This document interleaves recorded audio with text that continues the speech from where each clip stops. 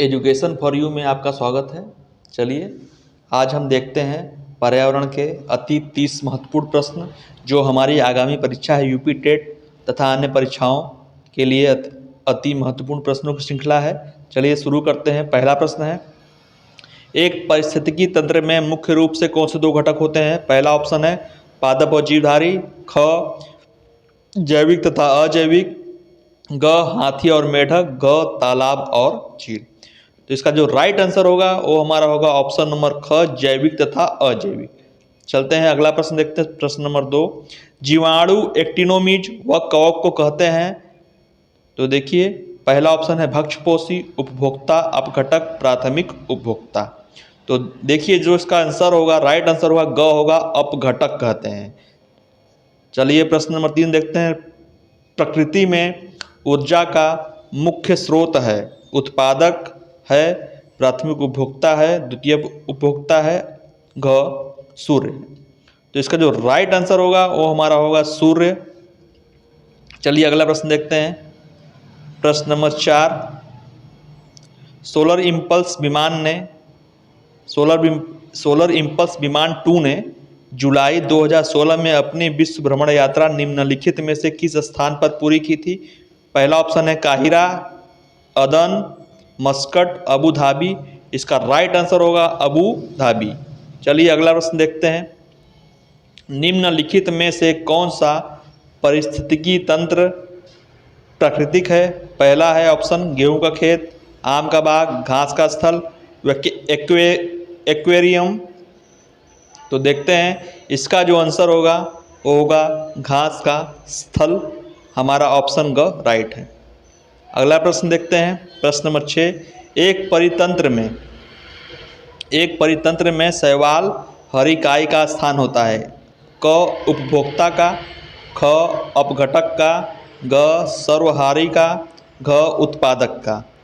इसका जो right answer होगा वो होगा उत्पादक, जो ख हमारा ऑप्शन है राइट है। अगला प्रश्न देखते हैं। प्रश्न नंबर 7, एक परितंत्र में शेर का स्थान होता है?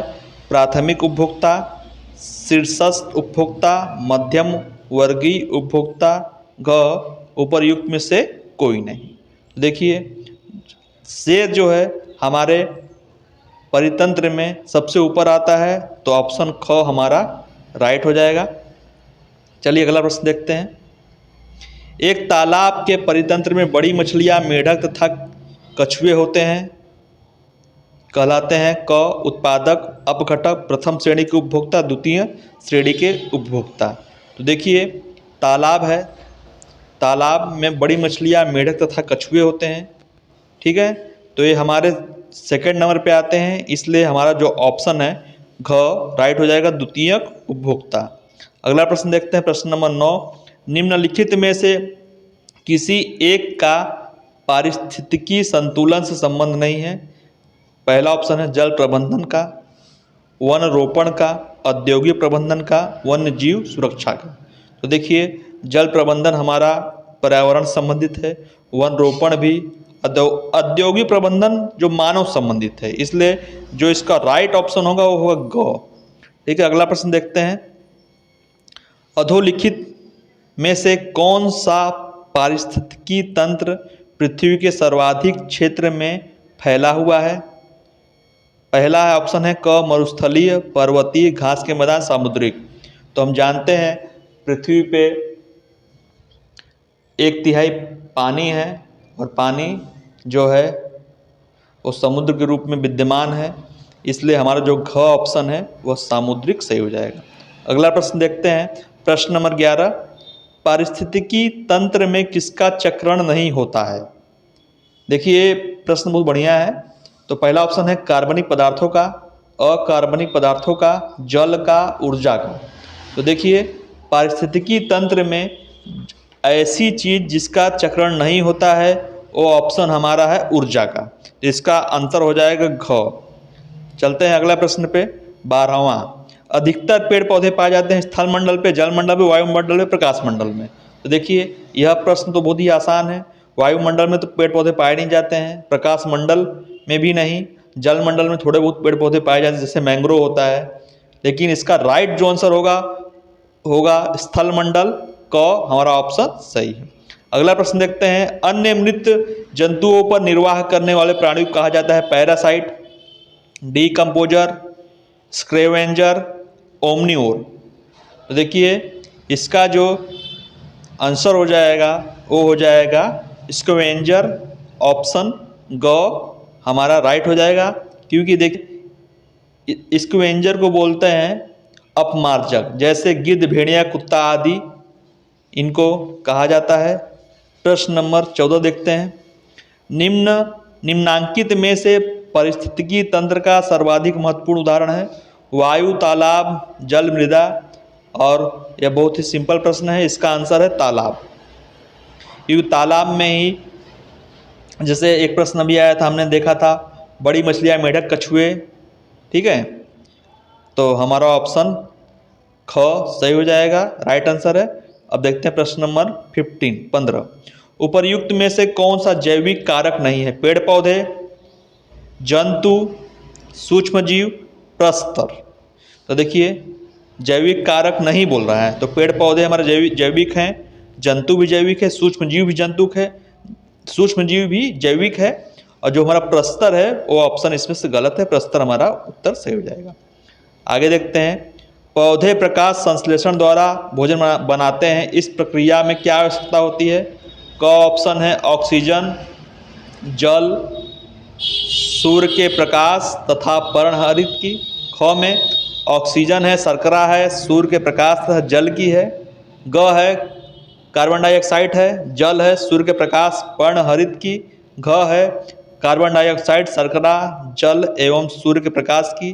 तो देखिए इसमें जो महत्वपूर्ण होता है कार्बन डाइऑक्साइड होता है, ऑक्सीजन तो होता नहीं है, जल है, सूर्य का प्रकाश होता है, पर्णहरित होता है, इसलिए हमारा ऑप्शन जो ग राइट हो जाएगा।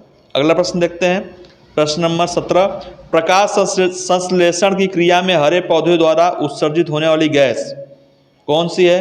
चलिए ऑप्शन देखते हैं, ये तो आसान है, कार्बन डाइऑक्साइड, नाइट्रोजन, ऑक्सीजन, इनमें से कोई नहीं।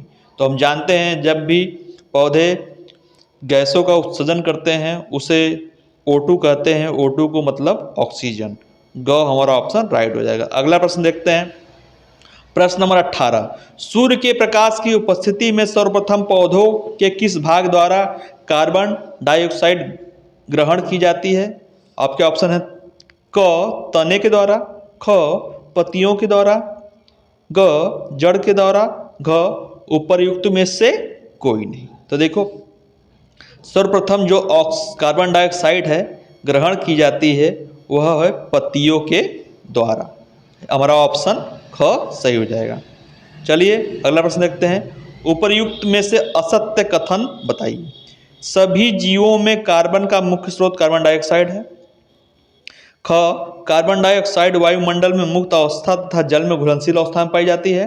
ग वायुमंडल में कार्बन डाइऑक्साइड की मात्रा 21% के लगभग मानी जाती है। घ कार्बन डाइऑक्साइड जल में घुलनशील अवस्था में पाई जाती है। इसका जो आंसर होगा ग हो जाएगा, वायुमंडल में कार्बन डाइऑक्साइड की मात्रा लगभग 21% मानी गई, लगभग मानी गई है, ठीक है, एग्जैक्टली नहीं है।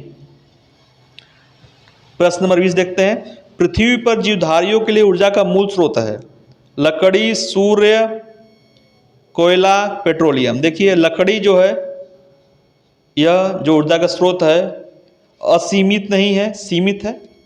हमारा कोयला भी सीमित है, पेट्रोलियम भी सीमित है, और जो असीमित है वह सूर्य है, इसलिए इसका ऑप्शन ख हो जाएगा। प्रश्न नंबर 21 देखते हैं, प्रश्न 21, ऊर्जा भारत में शहरी कूड़ा करकट पर आधारित प्रथम संयंत्र स्थापित किया गया था, किस शहर में? ऑप्शन है दिल्ली में, कोलकाता में, अहमदाबाद में, लखनऊ में। जो हमारा प्रथम संयंत्र स्थापित किया गया था वो था दिल्ली में, तो ऑप्शन क हमारा सही हो जाएगा। प्रश्न नंबर 21 देखते हैं, समस्त शाकाहारी जीव कहलाते हैं उत्पादक, प्राथमिक उपभोक्ता, द्वितीयक उपभोक्ता, तृतीयक उपभोक्ता। देखिए जितने भी शाकाहारी जीव हैं उन्हें हम कहते हैं प्राथमिक उपभोक्ता। उत्पादक नहीं कह सकते क्योंकि ये लोग घास फूस खाते हैं इसलिए। और प्रश्न 23 देखते हैं, सर्वभक्षी जीव का उदाहरण है तो देखिए ये तो ऑप्शन बहुत ही करेक्ट, बहुत ही सिंपल है। तो इसमें पहला है क कुत्ता, ख हाथी, ग मानव, घ शेर। तो इसका राइट आंसर हो जाएगा मानव, क्योंकि मानव ही सर्वाहारी है। प्रश्न नंबर 24 देखते हैं। पारिस्थितिकी तंत्र में खाद्य श्रृंखला का विचार सर्वप्रथम किसने प्रस्तुत किया था? तो हमारे ऑप्शन है कोरमंडी ने, टॉन्सले ने, ओडम ने, लिंडमान ने। तो जिसका राइट ऑप्शन होगा वो लिंडमान ने ही प्रस्तुत किया था। देखते हैं प्रश्न नंबर 25। 19 फरवरी 2015 को भारतीय प्रधानमंत्री नरेंद्र मोदी जी ने राजस्थान के सूरतगढ़ से मृदा स्वास्थ्य कार्ड का शुभारंभ किया। प्रधानमंत्री जी ने इस महत्वपूर्ण योजना को नारा दिया। क है स्वस्थ धरा देश भरा, स्वस्थ धरा राज्य भरा, स्वस्थ मृदा सुखी मृदा, स्वस्थ धरा खेत हरा। इसका जो राइट आंसर होगा हमारा ऑप्शन नंबर घ हो जाएगा। ऑप्शन नंबर घ राइट हो जाएगा। चलिए अगला प्रश्न देखते हैं। वायु प्रदूषण के कारण मानव शरीर का कौन सा तंत्र सर्वाधिक प्रभावित होता है? ऑप्शन है आपके उत्सर्जन तंत्र, श्वसन तंत्र, पाचन तंत्र तथा तंत्रिका तंत्र। तो देखिए वायु की बात हो रही है तो हम जानते हैं हम सांस लेते हैं नाक से, तो हमारा श्वसन तंत्र ही इसका राइट आंसर हो जाएगा। ऑप्शन ख सही है। अगला प्रश्न देखते हैं। आपके मतानुसार समुद्रों में प्रदूषण का मुख्य कारण है? परमाणु परीक्षण है, तेल रिसाव है, पर्यटन है, औद्योगिक बहिस्राव है।